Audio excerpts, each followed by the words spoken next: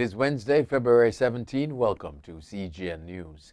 Chief Executive Officer of JetBlue Airways, Robin Hayes, issued an apology to the Jamaican government and the people of Jamaica following the recent controversial actions of stewardess Kalina Collier. The Ministry of Tourism said that Hayes conveyed these sentiments during a phone call with Portfolio Minister Edmund Bartlett, who the minister says has welcomed the apology. Collier, a U.S. national, caused a social media frenzy after claiming that she was being held hostage by, quote, wicked people, end quote, at a hotel in Jamaica's north coast. This after testing positive for COVID-19 and placed in quarantine. The allegations led to the hashtags Where's Kalina and Save Kalina Collier trending on Twitter. Collier, who left the island on Sunday, has since been fired by JetBlue. Lawmen in special units of the Trinidad and Tobago Police Service, the TTPS, will be equipped with body cameras. National Security Minister Stuart Young made the announcement Monday as he revealed an investigation is being conducted into the circumstances surrounding the deaths of two suspects while in police custody. Young said the Special Operations Response Team, the Interagency Task Force, and Guard and Emergency Branch would be among the first to get uniforms with special clips for body cameras and radios. Commissioner of Police Gary Griffith said after the meeting that the body cameras will now defend his officers when they are wrongfully accused. 4 people were killed and 1 is missing after a private helicopter crashed Monday afternoon near Botany Bay on St. Thomas in the U.S. Virgin Islands, according to local authorities. Richard Mota, Communications Director for the government of the U.S. Virgin Islands, confirmed to NBC News that the identities of the 4 deceased had not been released pending notification of their next of kin. Quote, the Virgin Island Fire Service was the lead agency they mounted what at the time was a rescue effort, which turned into a recovery effort, end quote, Mota said. A swimmer told the Virgin Islands Daily News that they saw plumes of black smoke and smelled a chemical odor coming from the hill where the chopper crashed Monday afternoon. The NAACP and Mississippi Democratic Representative Benny Thompson are suing Donald Trump, alleging that he incited the Capitol riot on January 6 in violation of a Reconstruction-era law referred to as the Ku Klux Klan Act. Filed Tuesday in the Federal District Court of Washington, D.C., the complaint comes after the former U.S. president was acquitted over the weekend by the Senate in his second impeachment trial.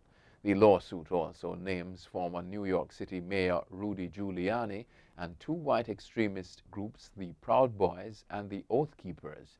If it proceeds, it would mean Trump and others would be subject to discovery and depositions, potentially exposing details and evidence that weren't released during the Senate impeachment trial. Former President Donald Trump has launched a scathing personal attack on fellow Republican Mitch McConnell. Mitch is a dour, sullen, and unsmiling political hack, said Trump, and if Republican senators are going to stay with him, they will not win again. His statement came after McConnell said the former president was morally responsible for the U.S. Capitol riots. The majority of Republican senators backed Mr. Trump in his impeachment trial last week, including Mr. McConnell, who voted to acquit. But in a speech on the Senate floor, McConnell implied the former president should face criminal and civil litigation because he was, quote, still liable for everything he did while in office, end quote. A Dutch court ordered the government Tuesday to end the curfew it imposed last month to rein in the spread of the coronavirus, saying the officials were not authorized to use emergency powers to enforce the measures. The government immediately appealed and asked the court to suspend the order prohibiting the curfew. Prime Minister of the Netherlands, Mark Rutte, urged the public to continue staying home during the 9 p.m. to 4:30 a.m. curfew hours, pending the result of the appeal. A group called Virus Truth, which is skeptical of the government's approach to slowing the spread of the virus, had asked the court to outlaw the curfew, which sparked rioting in the first days of its imposition. Millions were left without power as a winter storm gripped the southern and central United States Tuesday, with record low temperatures in ill-prepared areas and a tornado claiming 3 lives. More than 20 storm-related deaths have been registered so far, including traffic accidents in Texas, Kentucky, and Missouri, according to local media. In hardest-hit Texas, a woman and girl died from carbon monoxide poisoning after using a car to generate heat, according to NBC News. In Houston on Monday, a homeless man was killed, quote, possibly from exposure, end quote, according to the Harris County Sheriff's Department.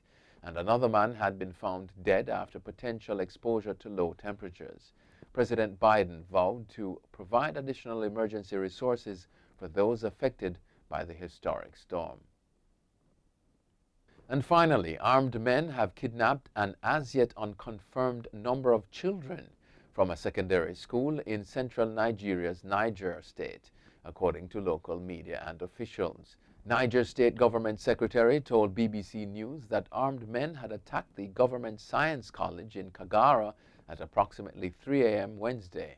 The attackers, dressed in military uniforms and masks, stormed the school hostels to take away children, local media reported, adding that some of the children escaped during the incident. Government Science College has a student body of about 1,000. School authorities have begun a headcount to determine the exact number of missing children. That's it for CGN News. I'm Scott Wilson. Thanks for watching.